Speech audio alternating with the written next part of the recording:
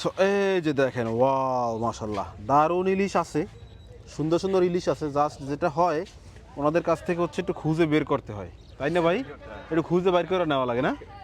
মানে আপনারা যখন আসবেন, মানে সবাই তো আর প্রথমে ভালো মাছটা বের করে না। এই যে ভিডিও যারা দেখবে তারা আইসা কি বললে এইভাবে ভালো মাছ, সুন্দর মাছ বের করে দেবেন?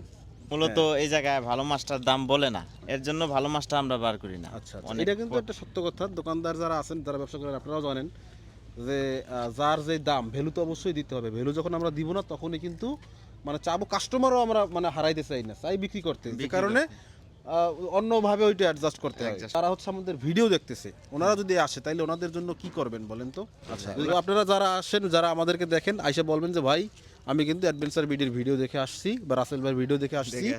ঠিক আছে, আমি অবশ্যই হচ্ছে বের করে দেব। আপনারা এটা একটু লোকেশনটা বলেন তো দোকানের। এটা মাওয়া শিমুলিয়া ঘাট, মামা বাগিনার দোকান। আচ্ছা, মাওয়া শিমুলিয়া ঘাট, মামা ভাগিনের দোকান।